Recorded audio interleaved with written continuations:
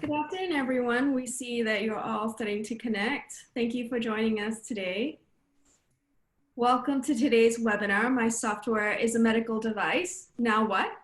I'm Isabella Kennedy, your host for today's amazing panel with our moderator, Clay Moore.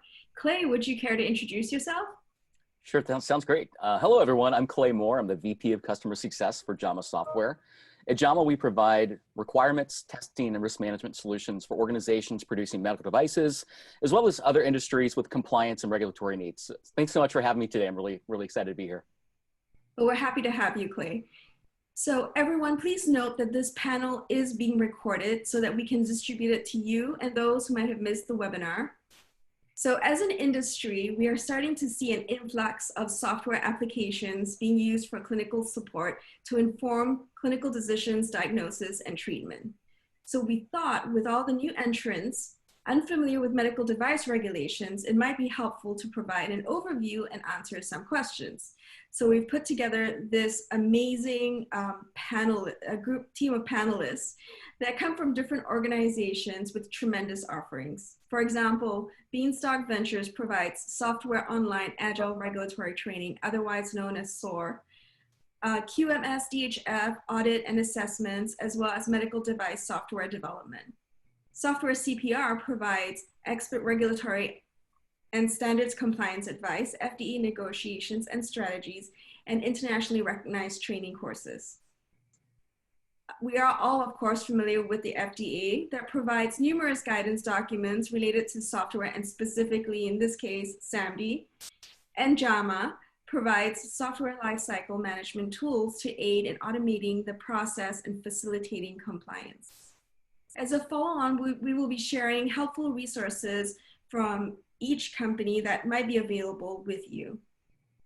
Before we start, I'd like to quickly poll the audience to get your experience in the areas of medical device and software as a medical device. So go ahead and fill out those polls now that you see in front of you. And once you're done, what we'll do is share this information with the panelists so that they'll get a feel of where we're all at and be able to provide you with a better experience during this webinar. So I see the responses coming in.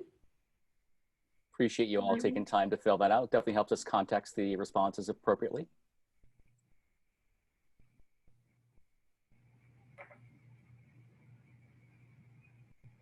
Okay, we'll just give it another few seconds here as everyone's filling it in. I'm still seeing responses coming in.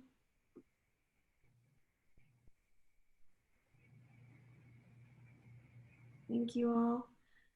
Okay, so for the sake of time, I'm going to go ahead and end the poll here. And share the results with the team so we can all see that. All right. That aligns with what I expect. Obviously, our audience here is experienced in medical devices, and probably a lot of them are now looking towards SaMD or have devices that would be qualified as SaMD. So you're looking to learn more about that. Great, good experience level on that. All right, thanks, Isabella. No worries. So just really quickly before I hand it off to Clay, let's just have the panel members introduce themselves, starting with Shawnnah Monterrey. Hi, I'm Shawnnah Monterrey, CEO of BeanStock Ventures. John Murray. Good morning, everybody. This is John Murray. Mr. Bakul Patel. Good morning and good afternoon, everybody. This is Bakul Patel. I'm the Director for Digital Health at CDRH, which is Center for Devices and Radiological Health at Food and Drug Administration. Great, thank you all. Please feel free to ask questions throughout this presentation. In addition, please use the Q&A and not the chat so that we don't miss it. And with that, let me just hand this over to Clay so we can start. That's great. Thanks so much, everyone. Thanks for joining us. Really appreciate the time today and hope that you get a lot of valuable information from our conversation with our panelists today. John, I think I'm going to start with you. This first one really, this entire category is around kind of the definition and classification that drives the regulatory status. So as technology evolves and software becomes a platform and location independent, it is more important to understand what it does rather than where it resides. How does one determine if their software product is a medical device? Can you describe some elements of an intended use statement? Well, I think that everyone needs to understand that you can describe a device or product in multiple ways. You can have engineering description, architectural description, all this stuff, but intended use is kind of special. It's a special subset of all of that.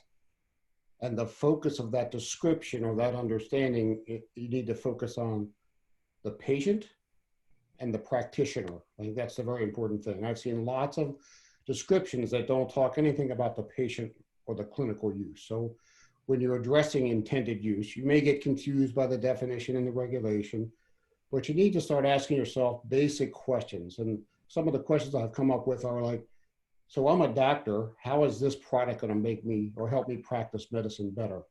How is this product gonna help my patients live better lives? So those clinical focus questions are very important to be honest about in the, when you're addressing that intended use statement. So that's my first comment on that. Number two is that you have multiple customers here. You have the engineering staff, RA, QA, marketing, and clinical staff. So my suggestion before you tackle the intended use statement is to take a step back and write a software product description and get input from all four of those groups. You need to balance the wheel, and you'll end up with a document that basically everyone can read, everyone understands, and that will become the first step to risk management, the first step to design, the first step to regulatory status. It's well worth the money and the time to do this correctly. And the third caution I have about intended use is it's never static. You start out today with an intended use and everything's well under control. You design a great product, you have great customers, everything is fine. But before you know it, it's being used in a different way. Your marketing team starts selling in a different way. So you need to make sure you keep that dynamic in alignment correctly, right? You don't want to be in a situation where your intended use is stated this way, but your marketing intended use is a different way. So those three things. One is lean towards the clinical and patient, write a full software product description, and number three, keep track of the dynamic, because every SaMD that I've ever seen is always sliding into the future. It never stays the same, because once you have it, you go, oh, I can use it for this now. This is a great opportunity, so let's move on. So I think I've spoken enough. That's fantastic. I think we'll spend some more time later on talking about the iterative nature of SaMD products. Bakul, what's some additional thoughts that you might have around intended uses? Yeah, I think John hit upon most of it, and I will just add to the sort of the concept of the clinical use and sort of who the user is. From IMDRF work that we've done in defining and categorizing what software as a medical device should look like and what's a clear definition look like. I think we spent a lot of time talking about that. And internationally, we thought about two things, like what the software is doing and where it's going to be used and who's going to use it and how it's going to be used. So if you think about what the software is doing in the care, in the practice, and then you have the other dimension of sort of the context of where it's going to be used. So context is a bigger situation, right? So it's the term that we use in the IMDRF framework is the healthcare situation and condition, which means it takes into account the disease, the condition of the disease, sort of where in the spectrum of the disease you're trying to target. It's not everything and anything, right? You can't just say heart disease and cover the entire gamut, because there are many things that you need to consider. And even in there's a spectrum. And then you have the user who's going to use it in certain areas and certain types. So just working through the logic of where it's going to be used, who's going to use it, and how it's expected to be used. It's sort of honing down on your intentions. And I do want to I like the point John made about, it's not static. And I'm going to give you a non-static sort of version of what John was talking about is, not just about static, about you may start thinking you want to do this, but then you find out your technology can only do this. So there's a difference between where you started and where you ended up. And the resultant, what you want to put out to the market should be exactly to what your product is performing. And I think when that alignment happens between what the product does versus what you want the product to do is really what the regulatory terms calls intended use. Great, really thanks for that additional context there. Shawnnah, what are some other thoughts that you might have around intended use? And also if you could start to peel back a little bit and talk about what if there are gray areas and we're not sure about whether or not this really should be classified as SaMD? Sure. So I like to break down the intended use into 4 pieces. And so I like to focus on the user, right? The end user of the clinical product, the clinical utility of the product, the environment in which it's going to be used, which could vary, and also the demographics of the patient. So kind of give you an example, maybe I can kind of walk through a simple example of maybe a heart monitor.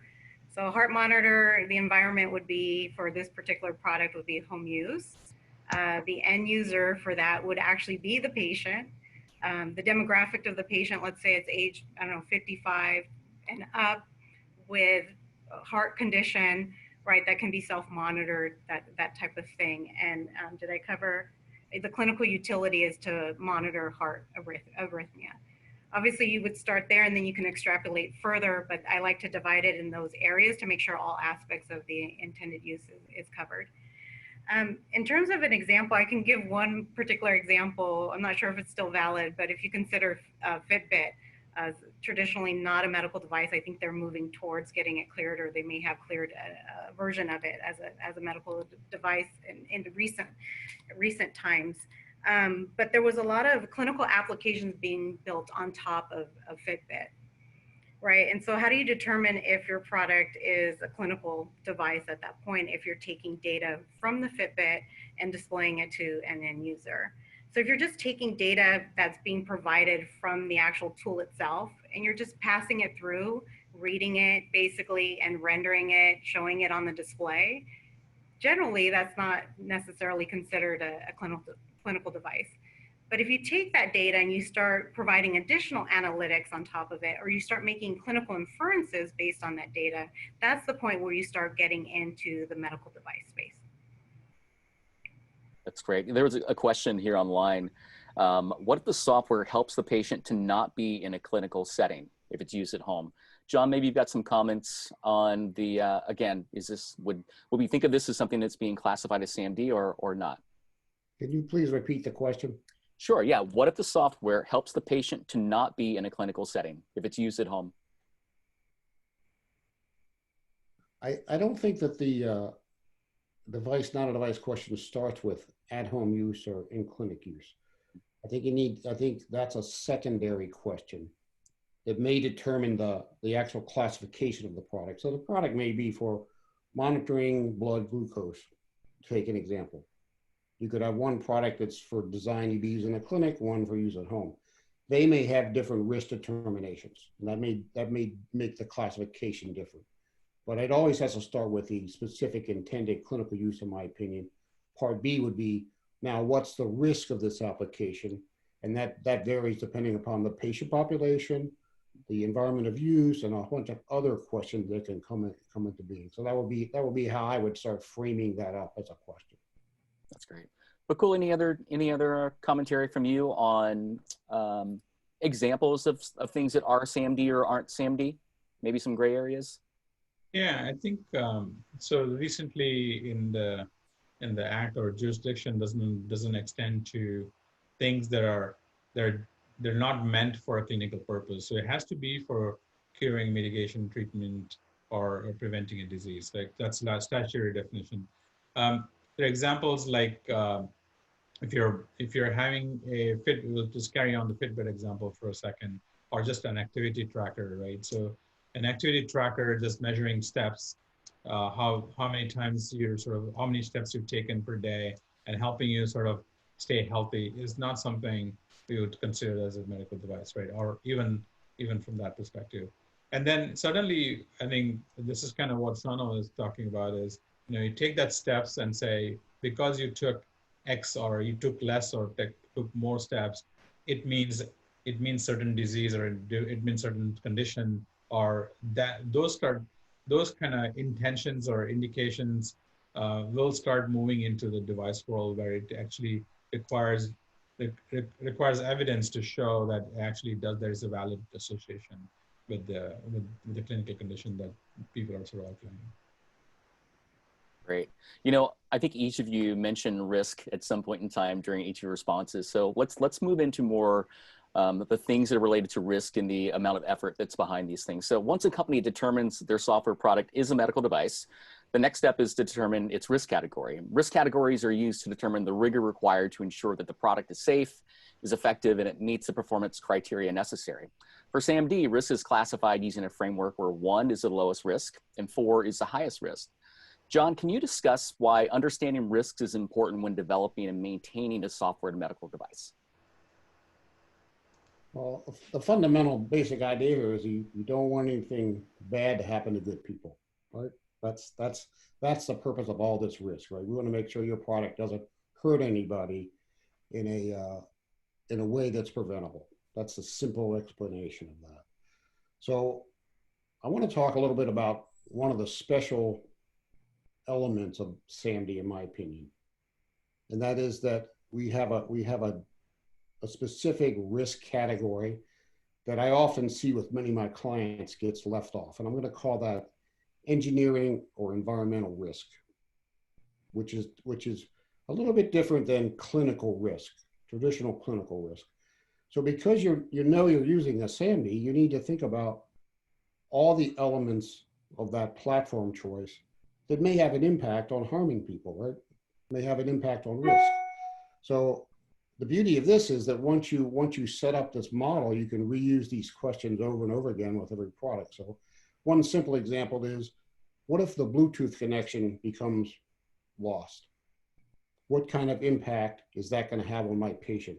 What kind of impact is that going to have on my delivery of my intended use, right? So all the known features of a general purpose computing platform, Wi-Fi, Bluetooth, all that kind of stuff, you can ask those questions. The beauty of this is that I know the engineers are asking these questions all the time, and those questions never get translated over to the regulatory side where the risk management thing is set up, right? So the idea is that you want to do what you can do. So maybe if you lose Bluetooth for 5 seconds, it's not a big deal. But what if you lose it for an hour or 2 hours? And there's a huge number of SaMD applications where you can lose that connection for a short period of time. It's not going to be an impact. Do you need to know when that happens? And do you need to inform the patient when that happens? In some applications, the patient needs to know they're not connected. Other applications, it's better off they maybe not know. That's a different thing. So asking that standard set of questions. And one of the other ones that I thought of and we saw in some recalls was that, what if you start your algorithm and you are resource deprived?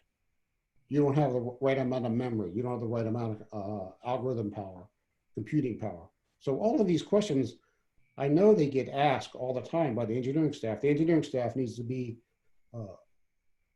accustomed to contributing that information to the design and to the regulatory affairs side, so that when you present your case, you say, yeah, we covered all the environmental engineering risk, and here's our list here. And that gets sandwiched together with the clinical risk, which I'm not a doctor, so I don't like to really talk about that very much. And so that's a hugely important thing, is being honest that bad things can happen, but will they have an impact on my clinical application? Great. Hey, Shawnnah, why don't we go over to you, and would love to get some additional color on that, as well as maybe thinking about what are some aspects that influence safety, effectivity, or performance? Sure. I'll talk a little bit about performance. And so when I look at performance, I think about technological performance and analytical performance, right? So from a technical perspective, especially for a SaMD product where it can be hosted in numerous environments, you really want to go back and understand how the operator is going to be using your system, right? And the impact that that environment may have on your product. I'll give you an example of something that could impact performance for a hosted cloud application. Could be the latency of the network, right? Something you can't control. So it's important to really understand the environment in which your product's going to be used, and then how that would then influence some of the safety associated with some hazards to be identified. Like top 4 list can include stuff like, no result, right? What would happen if the network is down and the user, the end user wasn't able to receive results. Delayed results as a result of network latency, and also is there any impact to false positive or false negative as a result, right? I think network latency may not directly influence false positive and false negatives, but definitely results in a no result or a delayed result. And that's something that you should assess and determine the severity based on, again, the intended use of your product. From another performance perspective would be the analytical side, right? And that's focused more on the sensitivity and specificity of your product and really looking at false positives and false negatives. And that requires, again, an understanding of your demographics, right? What is that patient population that is needed to be able to truly test your product to show improve the analytical performance of the system.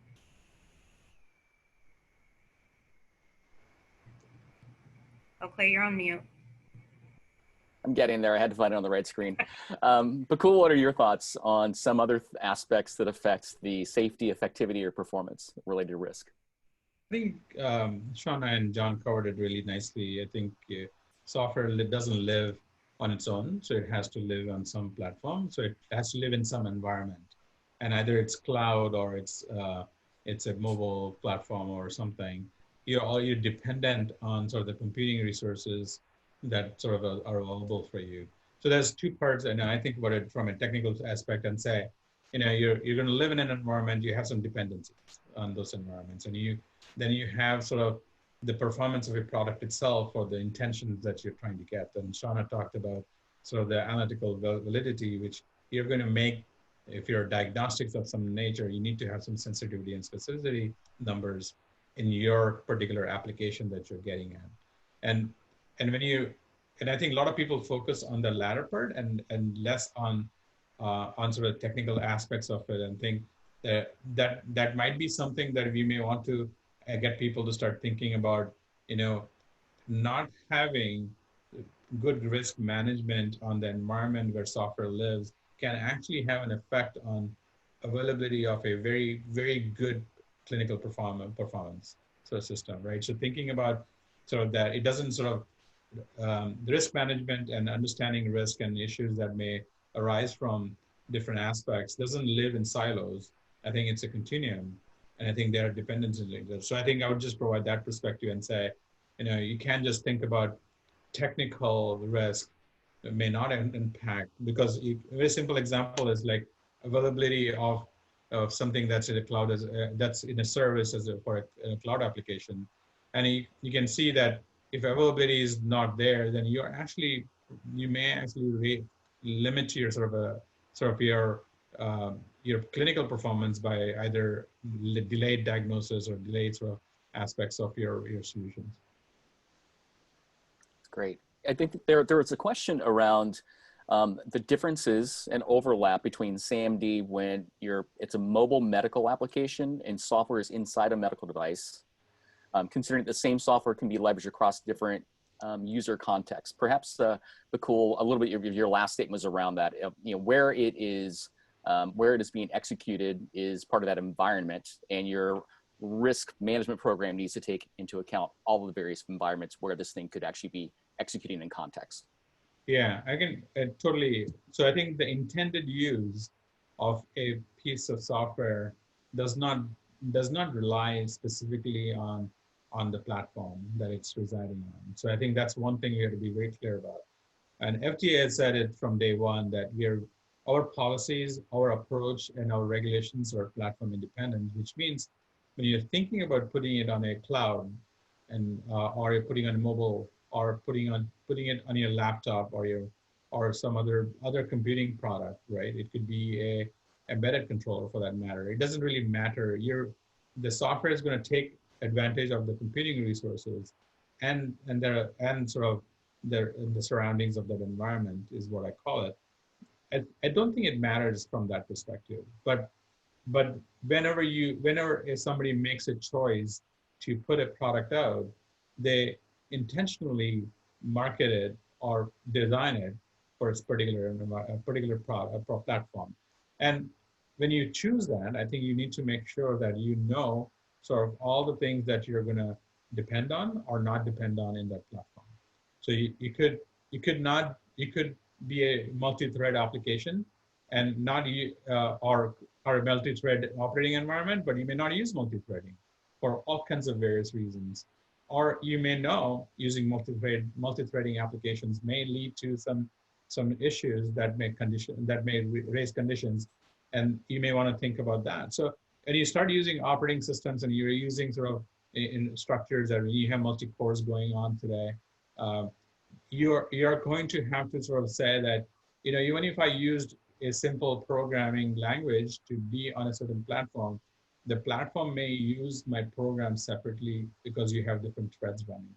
And just knowing that will help you start answering some of the questions about, you know, what is it that, what do you have to mitigate, how to reduce the risk to a minimum, and how do you consider that? And I think cloud services, very similar. I think you have very different challenges. Mobile is the same, very different challenges and different sort of advantages. So you just have to take those into account. Great, thanks. I think now let's move into areas. Get in on this conversation? Yeah, John, that sounds great. Please add commentary there. I think that it's very, very important to understand that you need to move forward. You need to use cloud technology. You need to use automation. You need to do different things. And I think clearly the agency encourages that. They definitely do not prohibit that. So the question is, you need to think about risk in a more dynamic fashion, right? And what some of my clients have done, what other people have done is that they say, we really have no idea what can change in that cloud.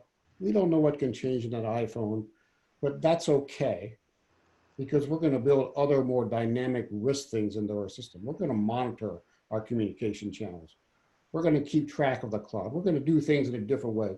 The old, and we talked somewhere in this thing about the fact the old regulations were written and they don't really align very well with where we are, because they really were static thinking. We're in the dynamic thinking business now. So we need to say, we're going to use a cloud. What can happen? What if I lose connectivity? And people have set up monitoring systems. They run up backup algorithms. They run things in parallel. They do all these kind of things. And I actually think a lot of the stuff you're seeing coming out in the AI and machine language world, second checking, double checking, you have all this computing power that you can use as an active risk management monitoring system, right? And the second thing that people do, which is very important, is automated testing. If you're continuously running your automated test platform, and next time Apple comes out with a phone, you put that in there, and you're rolling along in a dynamic test risk management environment, I think that's an adequate solution. I think that's the intent of the rule. I think that's what helps move us forward. So I think thinking dynamically, not statically, is hugely important here. And I think that's part of the solution to the problem of, we have no control of the environment. What are we going to do? It's not time to freak out. It's time to think and do things dynamically. Okay, thank you. Yeah. Shawnnah, you want to add some commentary there too? Sure, I like this topic. So I like the active versus passive approach, right? Like back in the day, not all, but many medical devices were purely embedded. You didn't have to be so concerned with your environment. You'd actually tailor your development towards that environment, and you wouldn't touch the environment, right? Now the environment's constantly changing, which we want, right? With cybersecurity, patches, updates, all of that, we want the advantages of moving forward, as John suggested. But I really like the idea of self-checking, right? You know what your software is supposed to do. You know where your critical to quality, critical to safety elements are. You can, and we have DevOps now. We have all sorts of tools to be able to create a self-monitoring system that basically alerts you to say, hey, something's wrong here. I'm not going to move forward with doing analytics because there's not enough data storage, or I can't access the data, right? So building that into the system and taking a more active approach can help with the dynamicness of the change in the environment, the unknowns. You don't have to know all of that. And I think that's where people get intimidated by expecting to understand the environment solely, where you can actually just build in the self-checking on the application that you understand. Great, thanks for that input there. I think we may get a chance to swing back around to some more risk management information a little later. And I know that we're going to be discussing the ongoing support and maintenance and dive a little bit more into the dynamic natures. For now, let's talk a little bit about controls in QMS. We understand that some companies, especially larger organizations that are developing software as a medical device, may already have a quality management system in place to cover traditional medical devices which contain software, while other companies, especially smaller startups, may not. Bakul, if a company already has a QMS in place, what are the considerations needed to adopt the QMS to support SaMD? So I'll take a small step back and sort of answer this question by saying that, I think quality management systems were set up so that good products, high quality products go to market. And it sort of became, it was sort of the general principles that sort of arose from many years of the quality management systems work, right? So the quality systems regulations are really an embodiment of that. Now, for software, I think it becomes, it takes a little bit of translation to go from a hardware world to go to software world, and partly because of a couple of reasons, right? So some of the processes that kind of automatically happens in a software world does not happen automatically in the hardware world. So when you start thinking about transfer to the production, there's no such thing in software, right? I mean, if you were to stretch that thinking and translate it, you can start saying that, yes, in order to go to production, I need to, especially in the cloud DevOps environment, you see there is actually a thing called production, right? But that effort is very small compared to the effort required when you put a hardware product to production, where you have machining and all kinds of other stuff that goes on and so on. And then at the back end of it, you start thinking about what does it take in preparing to ship the products, right? So quality at ship. So those principles in quality systems regulations still apply to software. It's not something that it's sort of foreign and should be discarded.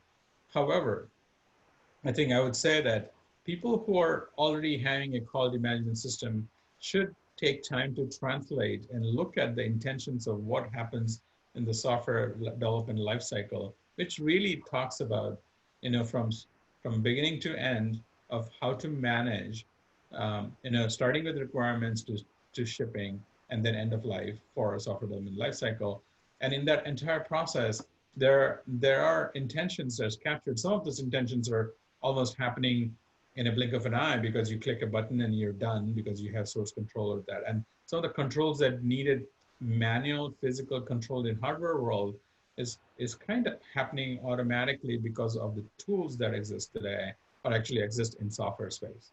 So just to give you that backdrop and before I answer a question and say, people are already doing those things in the software development life cycles. However, when asked how to explain some of the aspects of controls becomes challenging for people because they won't be able to try to connect those dots. Connect what's written down saying, hey, do you make sure that your requirements don't change after the fact? And lo and behold, if you're to translate that in the software world, it is already there, but you don't need a ECN to sort of to be implemented. An ECN, for people who don't know, is engineering change notice, which basically is the change control for a physical part if you're machining or trying to make something in practice for production, right? And then you start thinking about what happens in software, and it's the version control thing that happens in your source controlled sort of software. And so you have these tools and you have to connect those dots. My recommendation for people is I would not get too wrapped into those into what do we need to create for software itself. I think being able to point to the intentions of the quality systems regulations that is accomplished now in a different way in the software development environment is really the key here for people. So highly encourage people to not overdo for the sake of overdoing, but also do it for the sake of actually maintaining high quality software. Thanks, Bakul. John, maybe you've got some additional comments for folks who perhaps don't have a QMS in place today, realize that they need to get that in place as part of their SaMD strategy. Where do they start? What are some key things that they need to ensure that they're covering there? I always tell people, when they discover this fact, take a deep breath. Just relax for a second. A lot of companies want to call someone and then they end up with a bunch of templates and all these checklists and all that kind of stuff. Before you do that, you want to take a self-assessment, right? I do believe that the majority of companies out there, even though they haven't written anything down, are doing good things. So let's start by taking assessment of where we are. Because remember, the agency expectations are what? Do good risk management, do good engineering, do good quality, right? And that comes in so many different forms. So the first step is to say, let's take an assessment of what we have. What records do we have? Where are we right now? And then you can take that baseline and say, okay, now how do we build that up to align properly? I like to use the word align rather than become compliant. If you're trying to be compliant with the agency, let's align with the agency's intent. Let's align with the regulation. Then you can just add things on. So it's a remodeling effort as opposed to a new construction effort, and that's a lot cheaper. Unfortunately, what companies do is they all of a sudden think they need to go to full compliance mode and do that, and that creates lots and lots of problems. So along the way here, there's some cardinal sins that I see people committing. And the first cardinal sin is that design control is a noun and design is a verb. It's like medical practice, engineering practice. So when you're writing design controls, it's not a behavioral control system, it's a management control system. What do you need to manage in order to ensure quality? You really do not want to interrupt the innovation, intuition, all the great design, creativity that goes on in the world, because if you're doing that, it's going to be a problem. So when you're building your system, you need to think about what's the minimum set of management control or design control that I need? And that needs to be kind of a negotiated settlement between the RA/QA people and the engineering people. And they can come to a solution that meets both sets of requirements. You don't want to start out by clamping down so hard that you have no innovation, you have no ability to move. You need to be flexible in the SaMD world. You need to be able to use the modern agile tools and all that kind of stuff. So that's one of the sins. If you get to a point where you go like, this just doesn't make sense, why the hell are we doing this? You're probably right. You're more than likely correct. So you need to go have a talk about that. Having discussions is important. So minimum control to get to good engineering, good quality, good risk management, and deciding collectively, what are we going to record? What are we going to document? Should get you to a good solution. If you find that you think you're just documenting things so the agency seems to think that's a good idea, you may want to rethink that. You may want to think about what am I actually doing that meets the intent of the regulation? Thank you. Great. Sean, I know your team helps build a lot of embedded software and obviously is working with customers on SaMD products too. Would love to get your perspective on controls and QMS and the modifications that are required in order to support SaMD type devices. Sure. So we take a very similar approach. We like to understand where the clients are currently. The ones that are the most challenging actually have a QMS already in place because more mature organizations, they tend to have a lot of rigor from the past, right? And so when you look at how software development teams are doing good work now, they're using a lot of tools and a lot of automation that do these things for you, right? So just like John's point, there's a lot of over documentation that's then taking away value from those tools and adding burden on top just for the sake of showing artifacts in a certain template, right? Because that's the way the procedure was written. So I really think it needs a complete realignment, especially for organizations that already have a QMS in place, is really look at how the software team's doing their work and take that and translate it back, right? And some of these tools are self-documenting. You don't need to create additional artifacts on top. I mean, the main thing in terms of providing like deliverables is what you actually need to for your submission, right? You can see with quality management systems, meeting minutes galore, text reviews, like you name it, but the team's already doing those things, right? So you can show it in other ways just by, interviewing your team members, looking at the way that they're using the tool. And I guarantee you can satisfy, the regulation with majority of the stuff that they're already doing. One of the biggest gaps that we see is taking that risk management approach. So going back to the risk, right? Really understanding your system as a whole and where it plays into the risk factors that we discussed earlier. So you don't necessarily need to over document your entire system, right? You really want to focus on, okay, where are the feeble points of cybersecurity? Where can it result in a false positive, false negative, those type of things? And where is the analytical performance? And really focus on those areas, ensuring that when you start making changes that you're reassessing that and making sure that you didn't introduce an issue or risk or hazard or safety impacting efficacy, effectivity or performance of your system. I think that's important, is to focus on the risk areas of your product. Well, we could spend a lot more time talking about QMSs and risk as well. I wanted, we've mentioned multiple times this afternoon, depending on where you are, how the traditional approaches for regulations of hardware-based medical devices aren't well suited for the faster iterative design and development, the type of validation that's required for software devices.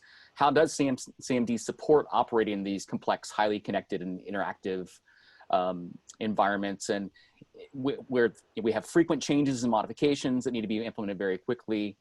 How does SaMD support that? And John, talk a little bit about, do we need to resubmit to the FDA every time that we revise software? Would love to get your thoughts on that. Let me begin with practice, the practice. And I think one of the aspects of SaMD, it's a known aspect right from the get-go, is you are going to be making changes all the time. You may be only doing one development cycle, but this is a product that can change all the time. It lives and breathes on changes, right? So when you're designing your release system, your problem resolution system, your software maintenance system, you're going to want to invest the appropriate amount of money in the very beginning. You want to think about, how do I design this system so it's reusable, interoperable, and I can use it over and over again. Every time I go back and revisit a release, it's not a new project. And I think that's a big difference between traditional SaMD, software in a medical device. Most companies have a software release like once a year, and every time they go back there, it's like a new adventure. It's a brand new adventure. But you don't want software release in SaMD to be adventure. You want it to be a known kind of thing. So you want to invest the money up front. And I went back to a couple of days ago and I said, where can I get some good ideas about the themes here? And I went to 62304 and I looked at some theme messages. Rather than following the standards, I think there's some built-in intentions in there. One talks about, what do I need to have completed before I can release? And they list verification of software, they list all activities. They talk about anomalies. There's three major themes, right? So you need to build those into your system. You can also use active monitoring, performance monitoring, data monitoring to kind of help you out here. But building that system and making it reusable is very, very important, and be able to demonstrate that you can use it over and over again. I actually think the more automation here, the better. That's important. I think the second part of your question related to when do I need to make a new software submission? That was the second part of that? Exactly, that's the second question. I think the most recent guidance on that is in 2016. I'm not really sure about when to make a submission for a software change. And the agency went through a concerted effort to make that pathway much more narrow than it had been in the past. And that's very, very important. So studying and examining that would be very, very helpful. Also, the documents and the records and everything you have that you've done already, you invested the money in, they're going to help you make that risk management decision. They're going to help you define whether you need to 510K. I do believe that the agency would prefer to be out of the new 510K business for software change, minor software changes. They're trying to sort that out. So I think that's the end of my soapbox for this one. Great. Bakul, maybe you could expand on that. We've had some good questions coming from folks on how this relates, the need to submit to the FDA in this constantly changing environment that sits behind us. So we have new phones, we have new OSs.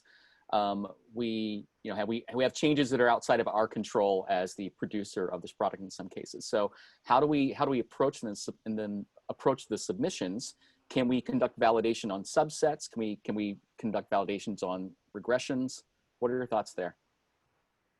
Yeah, I get this question all the time, and then John probably gets the same question all the time. And I think people forget sort of how to do business when they already know how to do business. So it's really fascinating when I hear this question. It makes me smile all the time. You know, when you have supplier controls, and we're going to use some things physical so we can see it before we get to software, right? So when you have supplier controls, you use a screw that's going to be the most important screw in your product that you're going to use to hold up the entire assembly so it doesn't crush anybody. And you can see I'm thinking MRI and like big equipment like that, durable machines, right? And you know, not everybody makes that screw. The manufacturer of that machine, that durable equipment, does not make the screw.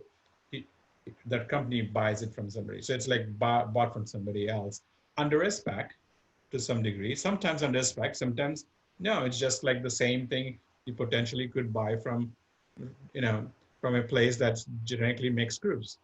And the concept is very similar, right? When you make this choice of make versus buy, and it's always a cost thing, and that sort of comes up, and that's business, right? That's normal business. In the world of software, and so maybe I'll finish the story on screws for a second. The screws change, and if you find that changes, you control the risk on that, and you bring it back to spec, right? So that's one scenario. The other scenario is you have no control over, you know, a power supply maker who makes thousands of these, and you decided to pick a power supply from a company who's making power supplies, and you installed it in your company. You have no leverage. You're just buying it off the shelf. It's a commercial off-the-shelf product. You have no supplier agreements, and the only thing you're measuring is incoming inspections, and you're making sure that it fits for your purpose and so on. So in the traditional world, people have mechanisms to sort of manage that change risk, so to speak. And you don't control sort of the bowels of the power supply. For example, one of the components like a resistor or capacitor changes. Yes, there's going to be a risk that it may affect your product, but you're not having agreements in place with the power supply manufacturer to sort of maintain that no change for every capacitor and every resistor and PCB that happens, right? There's going to be that aspect. Now, in the world of software, actually, people have it better because most of the operating systems folks, pretty much if you sign up to the developer sort of world, you get advance notice of the next update that's coming up. And you get to try out ahead of time. The thing is, you have to try out.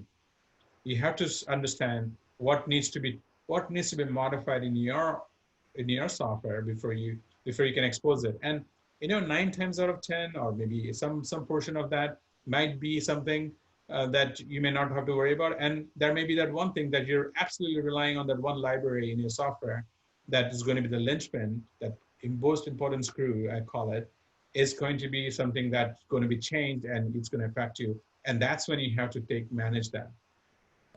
So it's not about platform changes. It's not about component changes in the platform that's beyond your control. It's about your product is going to get affected in an environment that you designed to sort of be in. So you need to be aware of that environment changes, right? I think that's sort of the approach I would expect people to sort of take. If the library is the most important thing and you're going to rely on it to make very critical decisions, and it's going to affect your performance, is in the critical path of your performance, then yes, you should think about managing that risk. And if it means that you need to change something substantive in your product, that substantive change will also depend on, is that going to require a review from the agency or not? And there's many things that are outside of that most important realm that, there's a printer driver, and the printer driver is reused, and now the printer driver has changed and it doesn't support printer A and now only supports printer B. Is that going to be a problem? And people have to make that assessment. If all your users are using printer A, which is no longer supported, yes, that's a problem. But if it's a generic printer driver that's used by everybody else and it works on this, you manage it. You make a fix around that, and you work on it. Most of the time, that security update that all the platform developers push out are actually for a good thing, and you need to sort of take that and make sure that you're taking advantage of this security, because that's a blanket that being provided by the platform in the operating system for your product also. Great, thanks. Shawnnah, perhaps you have a little bit of additional thoughts around, again, a lot of DevOps related topics within this CI/CD, as well as also think about some other aspects of AI and ML potentially that might impact our need to recertify and resubmit. Yeah, so if we want to focus on AI and ML, it's going to be really based on whether the algorithm is constantly learning, so you're constantly building that kind of normative database or something that you're always comparing against, or whether it's static, right? And if that information is then going to influence the results, then obviously now you're going to have to justify that, from a clinical perspective, and making sure that it didn't influence it in a negative way, right? Because it could actually then change the results as the learning algorithm improves, right? The more data that you get, the better.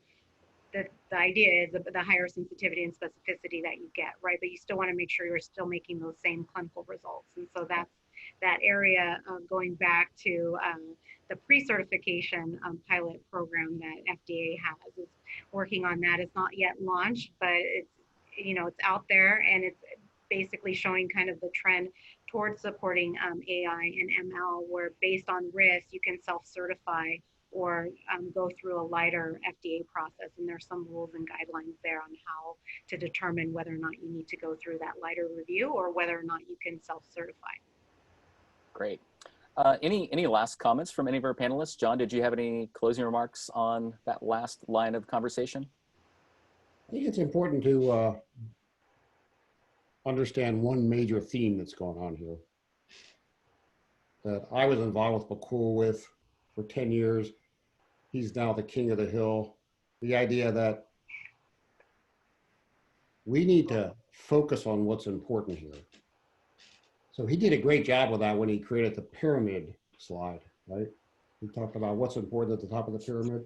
And in the old thinking way, any change in software was a scary deal, right? That was a bad thing. But that's been pseudo resolved. We're trying to get people to think that way now. It's very, very important. The idea is that you need to flip the risk around. I think Dr. Shuren, he came and he helped us start using the term benefit risk rather than risk benefit. So there's a theme going on here that the benefit of this stuff, let's start out by assuming the benefit is good. The benefit of automation, the benefit of SaMD, the benefit of software, it's all good things, right? So we want to make that interaction between the agency and the industry a much smaller focus kind of thing, right? So when you start out by buying some kind of automation system, you shouldn't start out by immediately assuming this is all high risk, it's all bad, I'm scared to death, because people got lost and they go, oh, I'm not going to buy this. The idea is, let's assume it's beneficial and it's useful, and then actually do real risk management. Let's articulate what is actually the risky thing here.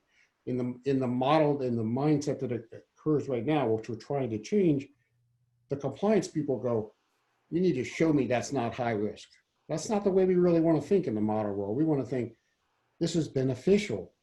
Let's spend our time critically thinking about what is high risk. And I think that's all built into this conversation. All this stuff is beneficial. It's helpful. It's useful. The idea is that we want to use critical thinking to decide, when do we need to talk to the agency? When do we need to add some tests on here? When do we need this? So the risk management should drive that extra behavior, that extra submission, that extra documentation, not the other way around. We shouldn't live in a record-centric universe. We should use records and documentation to record that which is necessary to move us forward and to maintain control of and to release that new software upgrade every Friday, which we know is going to happen with SaMD. Thank you. Great. Shawnnah, some closing remarks? I like that beneficial comment because I think it drives innovation, as opposed to like saying, well, this is very risky, let's not do this. And that drives a lot of organizations not to innovate. And you start seeing products being used. We talked about the intended use statement. We start seeing products being adapted and used in not a way it was intended because the patient has a need, right? But it wasn't validated in that sense. So it may not be safe to use it in that way, but they're using it anyway. And companies are aware, but they're so risk adverse. And I like the benefit. Like, how are we benefiting the patient by not doing this, right? We're not innovating, and we can innovate, right? And I think that's an important thing to note is that, at least from what I'm hearing today, is the FDA wants us to innovate. They want us to release software often. They want us to take advantage of this whole ecosystem that's available to us to get more clinical products out there. And I think that's an important piece of this is it's not intended to be crippling, right? Bakul, any closing remarks from you? Yeah, I think I'll confirm. I think both John's and Shawnnah's sort of our intent is definitely we really want really high quality, good products and meaningful products to be out there.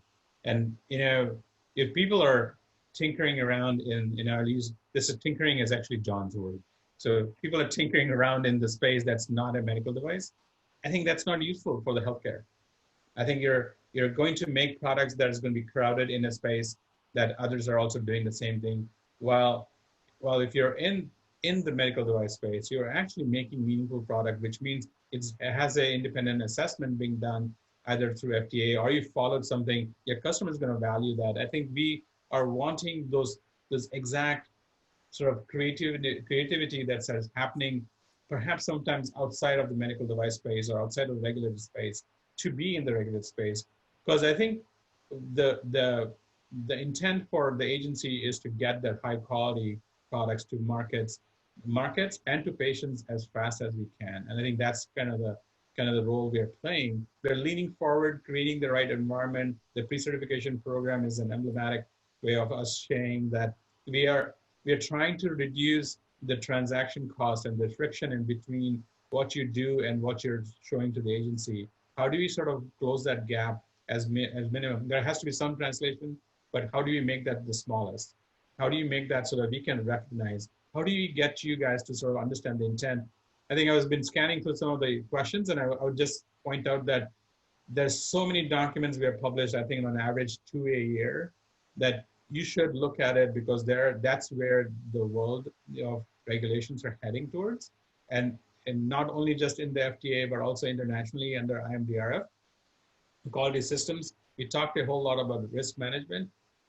There was an entire effort that I led, which basically said, people who are doing software in a software way can really translate it to what's being done in 13485 and 62304 and QSR. So look at those documents. And I think if you put it all together, it boils down to doing good engineering practices and making sure your focus is not moved away from your high quality patients, like Shawnnah started off. And at the end of the day, it's going to be good for all of us.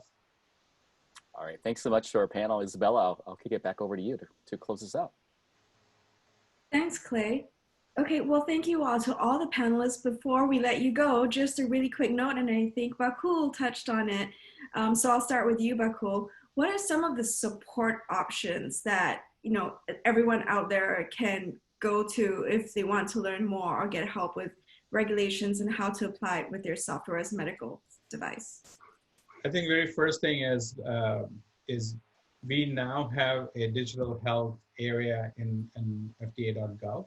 You can simply Google FDA.gov, or you can just type in www.fda.gov/digital health, and you'll land in the digital health space. And that's where you can start seeing all the guidances all in one spot. So you don't have to go look elsewhere and search the database. It's all there. You should look at those, what's applicable to you. We're continually sort of building tools and mechanisms to share this. There's a list of examples that you can see that we've been publishing for a while, which tells you which ones are not regulated, which ones are regulated, are devices, but under enforcement discretion, which ones are regulated that we continue to regulate. So those are some resources. And after reading all of this, I don't expect everybody to sort of tie all the dots and speak the regulatory language. We do have a great service that we provide, is called Digital Health at fda.hhs.gov, which is an email that gets to my team. And John used to be one of those people who used to manage that team, who would answer, we would answer based on our knowledge, based on the guidance that we publish, and give you sort of a quick answer on, it's an informal service that we provide. It's not like a 513G that you would want to sort of submit, but a quick question. Here's what we are struggling with. Here's what product is. Can you point to us what FDA's policies currently lie? My team sort of goes in, looks at and researches, points them to the right guidance documents. So we provide that service as we move forward. Q submissions for people who are ready to submit, or at least have a question about submissions, should contact FDA. We have a process that's been really open, well used, and people should start looking at that as a process to engage us. Of course, you can invite my team as part of the conversations. You can have the review team invite us, and we can have this very open dialogue. So definitely encourage everybody to start use those tools that are out there. Thank you, Bakul. Thank you for your time on this webinar today. So let me just move to Clay. Would you like to share a little about Jama software and what they can provide? Sure. As I mentioned earlier, Jama software, we provide requirements, testing, and risk management solutions for customers that are building medical devices, as well as other industries that require compliance and regulation. So definitely take a look at jamasoftware.com if you are looking for assistance. Really everything from development of design controls through release to manufacturing. We've got solutions to help and assist with that. Okay, John, software CPR, what kind of materials or guidance can you help with? Software CPR as a whole offers a whole lot of services related to medical device software, both SaMD and SaMD. We have quite a few practitioners that can do risk analysis, risk management, help you with 510Ks, all the standard regulatory process kind of things. I personally like to deal with what I call crisis management. You get a 483 related to software. You get additional information related to software. I like to be involved in those kind of things. I also provide what I call FDA surrogate review services.